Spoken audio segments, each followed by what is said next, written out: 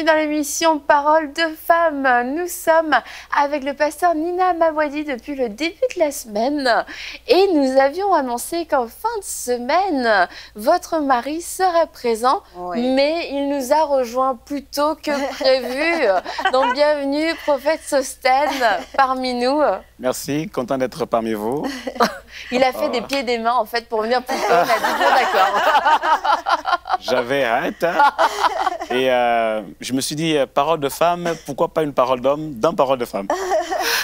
Un homme dans parole de femme. Voilà, par exemple, plus simplement. On parle depuis le début de la semaine, je vous fais un petit récapitulatif. Oui, pourquoi pas.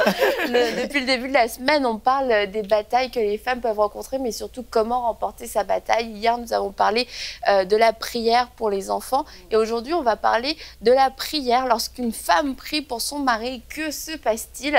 Et on s'est dit, on va avoir la femme qui prie pour son mari sur le plateau, mais on veut aussi avoir le mari qui reçoit la prière, qui puisse témoigner. Voilà, on va vraiment voir ce que ça fait, le travail d'équipe que ça produit.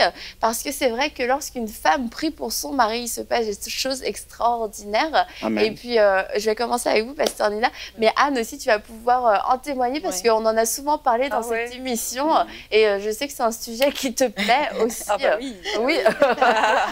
Donc, pasteur Nina, vous, la prière pour votre mari, c'est vraiment l'histoire de toute une vie. C'est l'histoire de toute une vie, effectivement. C'est vrai que lorsqu'on se prépare au mariage, on ne maîtrise pas tous les défis qui sont liés au mariage. Et nous, lorsqu'on était dans notre groupe de jeunes à l'époque, notre maman spirituelle à cette époque-là nous parlait du mariage. On l'appelle affectueusement maman Anto. Et elle nous faisait le témoignage de son mariage. Comment est-ce qu'elle s'est mariée? On était jeunes dans le même groupe de jeunes. Voilà, c'est vrai. C'est pour ça. Voilà, on était dans le même groupe de jeunes, effectivement. Et là, donc, elle nous parlait aux jeunes filles. On avait des temps à part avec les jeunes filles. Et elle nous disait comment est-ce qu'elle s'est mariée, comment est-ce qu'elle a fait son choix, les critères, etc. Et au-delà donc de son histoire, elle nous racontait ses témoignages. Comment est-ce qu'elle vivait son mariage au quotidien. Et elle nous parlait de l'importance de la prière. Comment est-ce qu'il faut prier pour son mari. Et pendant ces temps, moi j'ai appris surtout à réaliser que le mariage va au-delà du jour de la cérémonie. Et à chaque fois, quand on prépare un mariage dans notre assemblée, je dis souvent à ceux qui se marient que quand ils disent le mariage c'est cher, le mariage, je dis non, c'est pas le mariage qui est cher, c'est la cérémonie qui est chère. C'est pas la même chose. Vous êtes en train de préparer la cérémonie, mais après le mariage démarre dimanche. Exact. Voilà. Et donc c'est plus cher en plus que la cérémonie. Il y a plus d'engagement. Et là, quand on se marie justement, dans cette perspective, on est déjà confronté, même dans la préparation, hein, on voit déjà des défis qui se présentent. S'il faut parler que des finances, justement, pour ceux qui pensent beaucoup aux finances, mais déjà le caractère, le fait de faire une seule chair, comme dit la parole de Dieu, mais c'est quoi exactement? Et là, moi, quand je me suis mariée, ça a été vraiment... Tout de suite, en fait, le réflexe que j'ai eu, c'était de prier pour mon mari. Mais au départ, c'était mon mari il travaille, je prie pour lui, pour ses journées, et je prie pour l'avenir aussi, Seigneur, qu'il soit un bon père et tout ça. Mais par-dessus tout, même avant que je me marie, je disais, Seigneur, il faudrait qu'il soit toujours tout entier à toi et que son cœur soit toujours tout entier à toi, qu'il dirige notre famille selon les voies du Seigneur. Pas de pression. Pareil haute. Selon les voies du Seigneur. Et quand on a, plus tard, on a été engagés tous les deux dans le domaine professionnel, il y a eu encore d'autres défis. Il faut dire que lorsqu'on prie pour son conjoint, c'est au départ, quand on est jeune marié, les défis ne sont pas les mêmes que 2 ans, 3 ans plus tard, 5 ans, 10 ans plus tard. Nous, on a 16 ans de mariage et les sujets de prière que moi j'ai aujourd'hui, ce n'est pas forcément ceux d'il y a 10 ans ou 5 ans. Quand on s'est marié, on priait par rapport au travail, par exemple. On cherchait du travail, donc je priais pour lui que le Seigneur ouvre les portes. Après, il a trouvé du travail, il est devenu papa. On exerçait le ministère ensemble dans l'église. Je priais le Seigneur vraiment qu'il soit cette personne que Dieu attend de lui aussi. Il y a des besoins, les amis, les frères, l'église, on te sollicite. Et moi, je voyais combien il était sollicité avant même d'être pasteur. Et je priais à chaque fois, je disais, Seigneur, vraiment que tu lui donnes d'être une réponse. Parce que souvent, on a envie de donner. Et mon mari, c'est quelqu'un qui donne énormément. C'est quelqu'un qui a vraiment un grand cœur, qui est très patient. Il y a des moments, je lui dis, c'est l'heure, frère. Et il y a des moments où il est en entretien. Et quand c'est vraiment avec des proches, je me permets de rentrer au bureau, par exemple, et j'ai dit à la personne qui est en entretien, on doit manger, non? On a des enfants. Je peux me permettre ça avec les proches. Pour dire que les défis, ils changent au fur et à mesure qu'on avance, en fait. Mais on voit la grâce de Dieu lorsqu'on prie pour son conjoint. Et il y en a aujourd'hui qui ont eu des difficultés dans leur couple parce qu'ils ont manqué de prière, particulièrement la femme. Parce qu'en général, elle gère beaucoup de choses dans son foyer. Et quand il manque la prière, ça se ressent. Déjà, la manière d'aborder les situations qui se présentent. La femme est un être émotionnel et parfois, quand il y a une difficulté financière ou un défi professionnel, la manière de gérer les choses, tout de suite, on sait si c'est une femme de prière ou pas. Rien que par ses réactions. On sait tout de suite si c'est quelqu'un qui a l'habitude de prier, dans la manière dont elle aborde la situation, dans la manière dont elle se projette même pour l'avenir. Il y en a parfois qui sont tellement fermés face à certaines situations et qui se disent que la dernière fois ça n'a pas marché, cette fois-ci je ne sais pas si ça va fonctionner et tout. Ça peut être pour un problème professionnel ou parfois même une difficulté avec les enfants. Et comme on n'a pas été exercé à prier, et donc à voir justement Dieu agir, ben on est là, on se dit que est-ce que ça va fonctionner? Il y a eu des moments où mon mari, par exemple, il est rentré du travail et tellement épuisé. Il est consultant formateur en management et en communication.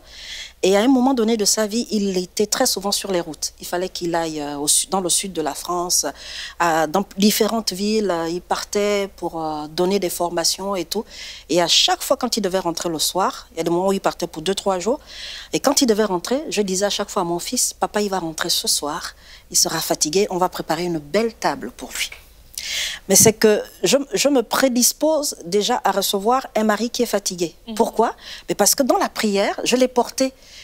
Et même si je ne fais pas le même travail que lui, je peux ressentir son fardeau. Et pendant que je prie, en fait, le Seigneur me permet de porter son fardeau et de transmettre aussi à mes enfants le fardeau de leur papa sans pour autant les charger. Ce n'est pas leur rôle non plus. Et là, je leur dis que papa va rentrer. Il sera fatigué, on va prêter une belle table pour lui avec des bougies. Moi, je suis chef d'entreprise dans l'organisation événementielle. Donc, l'atmosphère, c'est mon truc. L'atmosphère romantique. Et surtout avec ma fille. Ma fille, elle aime ça. Donc, et ma fille, elle est très câlin. Donc, quand papa va arriver, il faut qu'elle lui raconte toute sa journée. Et il faut qu'il ait le temps de l'écouter. Donc, je prépare ma fille aussi à ce qu'elle reçoive son père en dosant un peu. Est-ce que vous, justement, quand vous êtes en déplacement pendant ces temps-là, c'est très demandant, est-ce que vous sentez que votre femme prie pour vous? Oui, franchement, la prière, c'est vrai que bon, souvent on parle de la prière dans le sens où on voit comment Dieu nous utilise nous-mêmes quand on prie pour les gens, mais que d'être dans la position où tu bénéficies, toi, de la prière, et effectivement, oui, moi, je le vis jusqu'à présent. L'impact de la prière de mon épouse sur ma personne, sur le ministère même, de se réveiller tôt le matin à 4 heures pour prendre la route, à parfois 3 heures de route de Bordeaux, et ce, du lundi au vendredi, et parfois tu y vas pour 2-3 jours. Hein. Et puis en même temps, il faut concilier cela avec le ministère, la vie de famille, etc. Parfois, tu te poses la question, comment je fais?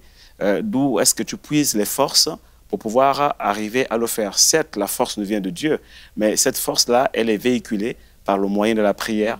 Et j'ai pu vraiment être jusqu'à présent, vraiment bénéficiaire, témoin authentique de l'impact des prières d'une femme en faveur de son mari.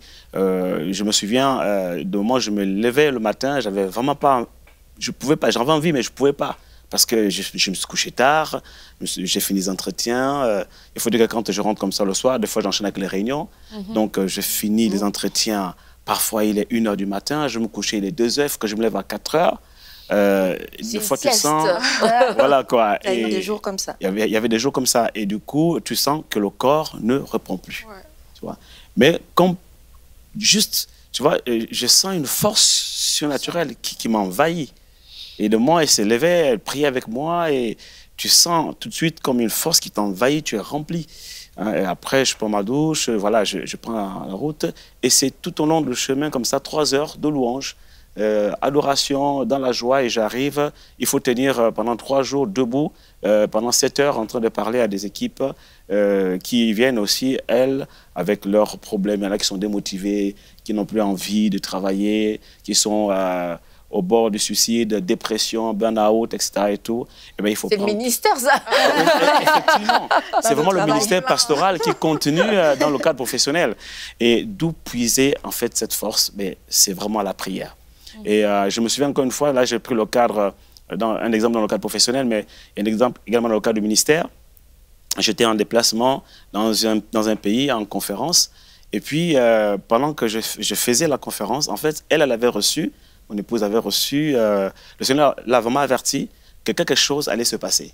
Et elle a vu en vision qu'il y avait une dame qui allait venir avec une enveloppe d'argent pour me la donner en offrande, en fait. Hein. Mais il ne fallait pas que je la prenne. Mais elle ne pouvait pas me joindre parce que j'étais en train de prêcher. Et elle a essayé de joindre tout ce qui était autour de moi, qui organisait, le pasteur qui organisait la conférence. Tout le monde était sur répondeur parce que, bien entendu, on était en réunion.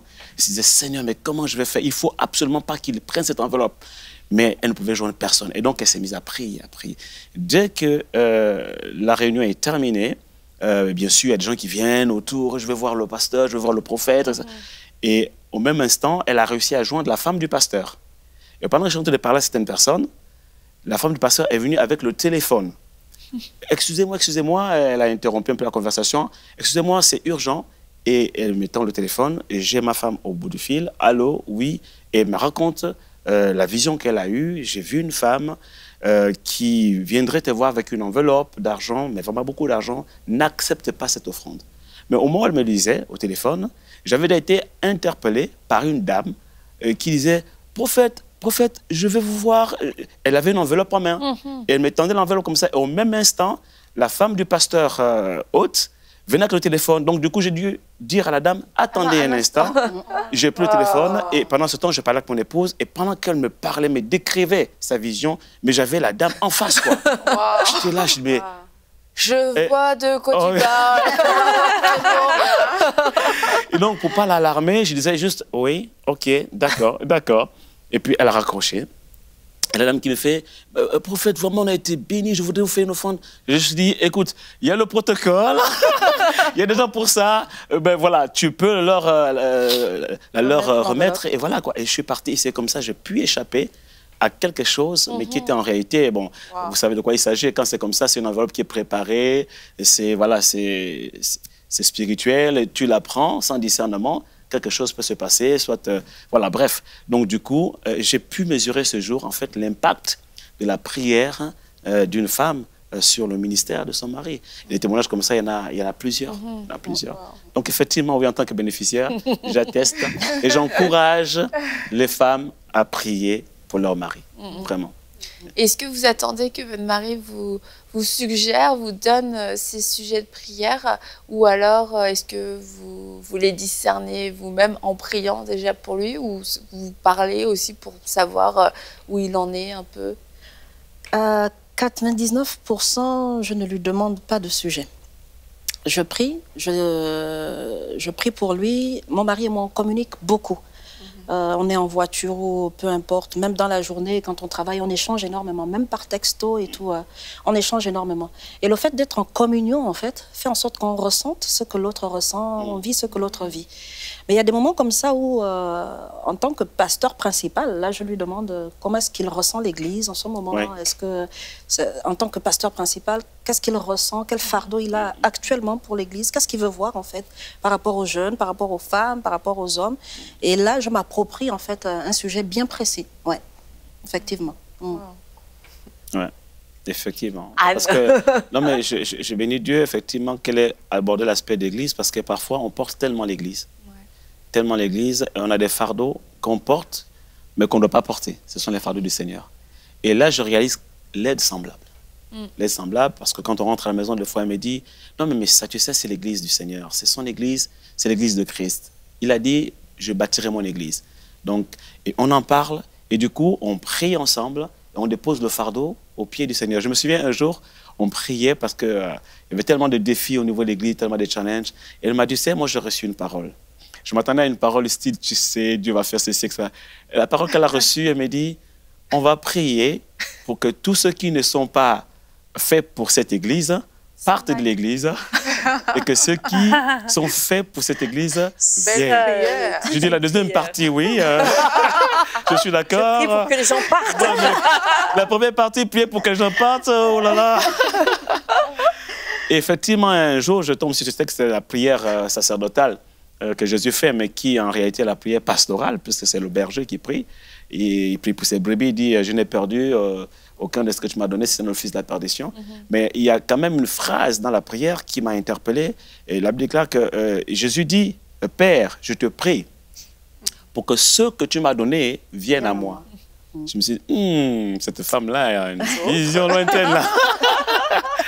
Et j'ai commencé à prier comme ça. J'ai été libéré de ce côté pastoral où on a envie toujours de retenir. Et ça, c'est dangereux aussi parce que ça nous prend le cœur, ça nous prend les... J'ai lâché prise.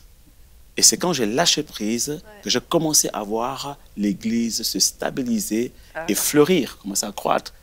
Et j'ai compris une chose, quand le Seigneur dit, en fait, que si le grain de blé ne tombe en terre, la Bible dit, si le grain de blé ne tombe en terre et ne meurt, il ne peut porter fruit. En fait, nous, les pasteurs aussi, on doit apprendre à lâcher prise, à laisser que le grain de blé tombe en terre et meure, voilà, à renoncer à soi-même, oui, ça on sait le faire, le don de soi, mais aussi à renoncer à l'ambition, à renoncer, entre guillemets, à renoncer à l'Église, dans le sens où mon Église, non, à renoncer à l'Église, à dire c'est l'Église du Seigneur. Je renonce, je te la remets, c'est ton Église, Seigneur. Et la paix qui s'est installée dans mon cœur, je suis dans le repos. Mais ça s'est passé dans les temps de prière avec mon épouse. Et même qui avait reçu une parole. Et que moi, je ne pouvais pas recevoir parce que je suis tellement omnibulé par l'Église, la croissance de l'Église. Tous les pasteurs rêvent, hein, la plupart, hein, à avoir la croissance. Mais à un moment donné, voilà. Et j'ai bien le Seigneur, vraiment, cet être semblable, ces temps de prière qu'on passe ensemble, ça me fait du bien moi-même. Et toi, Anne, vas-y, Anne. Oui, ben, c'est ça. Moi, je me suis souvent comparée à une sentinelle. Hein, mais souvent, je te l'ai dit, j'imaginais, j'aime bien les bateaux, hein, je te l'ai souvent dit, je nous voyais un peu comme tu sais, ces bateaux radars avec vraiment cette espèce de globe au-dessus là, qui sonde tout, qui filtre tout, je sais pas, ça tourne et puis ça capte tous les dangers qui peuvent s'approcher. Et je me suis souvent vue comme ça, mon mari et moi, c'est une entité, c'est cette espèce de bateau, et moi je suis le radar et lui il fonce, il avance. Et j'ai souvent eu cette image et ça s'est vérifié dans le ministère. J'avais vraiment une perception peut-être de danger, de gens intrigants, de choses, vraiment je les voyais les dangers, et alors que lui il fonçait, il était dans son ministère, il avançait. Et c'est peut-être pas chez tous les couples pareil, en tout cas chez nous ça a fonctionné comme ça. Je me suis vraiment vue dans notre appel pastoral comme une sentinelle. Et puis, tout à fait. Dans la prière, on discerne des choses. On va aussi dans l'entretien pastoral, on va discerner des choses. Et l'autre a besoin de nous. Il ne peut pas être partout, il ne peut pas tout voir. Il peut pas. C'est impossible humainement de... peut-être, en tout cas... Je pense que c'est impossible humainement d'avoir les yeux partout, les oreilles partout. Et je parle d'oreilles spirituelles et d'yeux spirituels. Et l'épouse hein, du pasteur, elle est là vraiment pour ça. Bon, en tout cas, il ne faut pas se priver de cette aide qu'on peut avoir. Une paire Dieu, une paire Dieu et d'oreilles spirituelles, c'est toujours précieux. Et tu parles de sentinelle, et je pense qu'en fait, il y a beaucoup de femmes parce que Dieu a créé la femme comme ça, avec une certaine sensibilité, qui se retrouve dans ce rôle de sentinelle, mais qui n'applique pas ce rôle de sentinelle après dans la prière. Donc, on voit des dangers.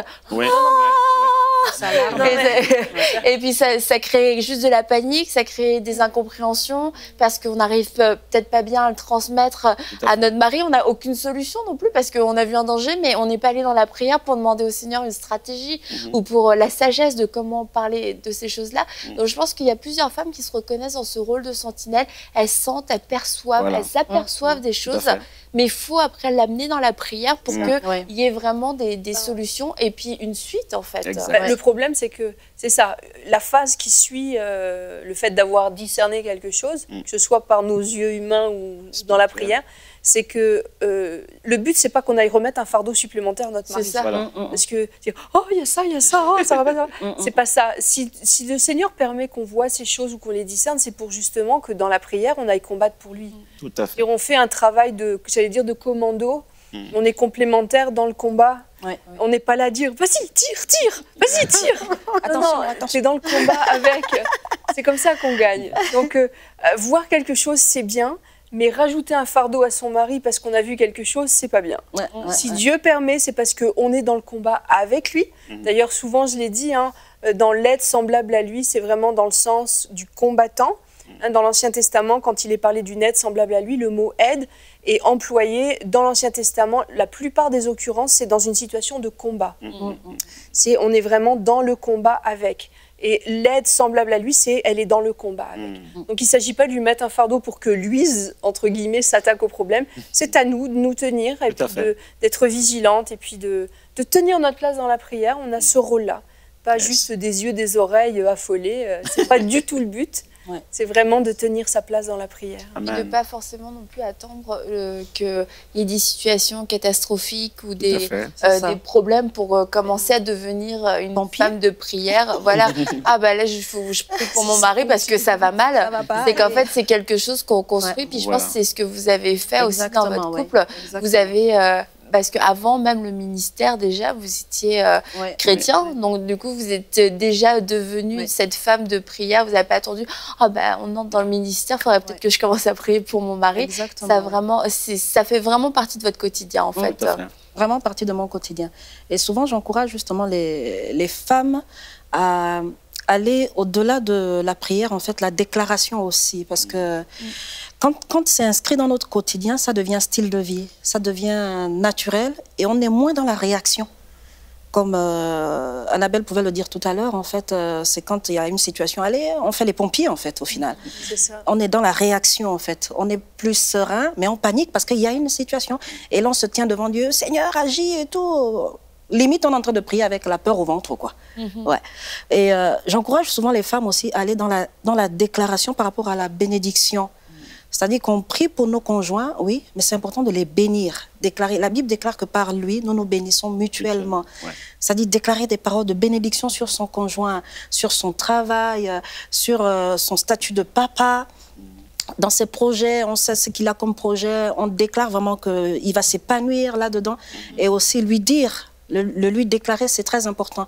Moi, quand je prie avec mes enfants, on parlait des enfants hier. Lorsque je prie avec mes enfants, par exemple, je leur dis, on va prier pour papa. C'est maintenant qu'ils apprennent à le faire, en fait. On va prier pour papa, on va prier pour son travail, que tout se passe bien dans son travail. Papa est encore à l'église, il n'est pas rentré, ben vous allez vous coucher, on va prier que le Seigneur le garde sur la route. Ça aussi, ça amène les enfants, en fait, à déjà comprendre que quand on est dans le Seigneur, on est marié, et ben on prie pour son conjoint. Et ça fait partie aussi de l'éducation pour penser encore à l'émission d'hier, quoi. Et puis il y a aussi un aspect important, c'est qu'en tant que pasteur, on rencontre aussi des personnes, des femmes par exemple, qui sont mariées, mais leurs conjoints ne sont pas chrétiens. Et ça aussi, c'est important de comprendre que votre prière aura de l'impact sur votre mari et même pourra l'amener à la conversion. J'en veux pour preuve le témoignage de ma mère qui s'est convertie avant mon père et qui en fait ne cessait de prier pour mon père. Mon papa était alcoolique, il gagnait de l'argent, mais il dépensait, il ne faisait rien avec son argent et on en souffrait. Mais ma mère priait, ne cessait de prier pour sa conversion. Et un jour, mon père a donné sa vie à Jésus et c'est lui maintenant qui réveillait tout le monde à la maison, y compris ma mère. Eh bien, c'est l'heure d'aller au culte là, debout tout le monde, vous dormez encore? C'est vraiment impressionnant quand j'ai vu ça parce que j'ai vu comment ça a commencé, elle était en souffrance, j'ai vu comment maman a gémi. Je me souviens un jour, maman, elle en avait marre, elle voulait carrément se suicider. Et elle courait pour aller se jeter au fleuve, dans un fleuve. On habitait, on habitait à côté d'un fleuve au Gabon. Il était 23 heures et ça commençait par une crise conjugale et puis mon père est rentré ivre, elle n'en pouvait plus. Souffrance chaque année, elle dit, bon, c'est bon, allez, je vais me jeter. Elle courait. Et j'étais, à l'époque, je devais avoir 15 ans, 15-16 ans. Je courus après elle et je l'ai attrapée Et Mehdi n'a pas compris comment elle a fait pour ne pas courir plus vite que ça, parce qu'elle sentait que ses pieds étaient lourds, mais c'est Dieu qui faisait qu'elle ne puisse pas aller plus vite pour que je puisse la rattraper. Et quand je l'ai rattrapée, je me dis, qu'est-ce que tu veux faire? Tu veux nous laisser avec qui? Tu veux nous laisser, tu pars et on reste comment? Et là, ça l'a touchée. Elle avait un cœur vraiment, elle m'a regardé, elle s'est mise à pleurer. Elle est revenue à la maison. Et elle a décidé résolument vraiment de gagner le combat dans la prière. Et elle l'a gagné. Elle l'a gagné. Amen. Quel beau témoignage. Amen. C'est son histoire qui me fait penser à ça dans la biographie de Smith Wigglesworth. Mais il y a une partie justement où il était un peu rétrograde et il a sa femme, qui était une femme vraiment de prière aussi, mais quand elle est revenue, il l'a comme laissée dehors. Mais il n'a pas réagi en se disant « Ah, mon mari, machin, n'a pas rechigné du tout. » Mais elle est rentrée calmement, posément. Elle a continué sa vie, en fait, normalement. Et elle continuait juste de prier pour son mari. Et on connaît la destinée qu'il a eue, en fait. Et ça, quand je vous entends, ça me fait vraiment cet effet-là. C'est que au-delà des réactions, il y a l'action. Et l'action, c'est dans la prière, en fait. La prière. Et en 1 minute, avant qu'on termine, est-ce qu'on peut prier pour son mari quand on est encore célibataire? Oui. Oui. On peut prier pour son mari quand on est encore célibataire. Et c'est là qu'il faut faire des provisions. C'est là qu'il faut faire des provisions parce que c'est là qu'on se... Ça fait partie aussi de la préparation au mariage. Parce que je sens l'onction quand je te regarde. Ah, mais c'est vrai qu'Aurélie, elle est célibataire. Et c'est là, effectivement. T'inquiète pas, c'est bientôt fini l'émission, on ne s'attardera pas. C'est là que, vous savez, c'est pendant qu'on est en train de prier que le Seigneur parfois nous inspire des choses sur notre futur conjoint. Et qu'on commence à prier déjà pour ça. C'est vraiment une grâce, la prière, en fait. On expérimente des choses avant même d'être marié. Et parfois, dans le mariage, on a l'impression, j'ai l'impression d'avoir vécu cette scène. Mais je la vis différemment parce que j'ai anticipé dans la prière. Quoi. Mais merci à vous deux d'être venus nous voir en couple. Et on va se retrouver demain. On va parler d'un sujet qui vous tient particulièrement à cœur. Femme, qu'est-ce que c'est d'être femme de serviteur et comment le vivre de façon épanouie. Et nous verrons... je ne sais pas si vous êtes bénéficiaire encore dans cette situation. C'est en même temps bénéficiaire et acteur. Mais on va se retrouver demain pour une prochaine émission de Paroles de femmes et on vous encourage à prier pour vos maris et vous aussi, femmes célibataires, priez pour vos futurs maris. Amen.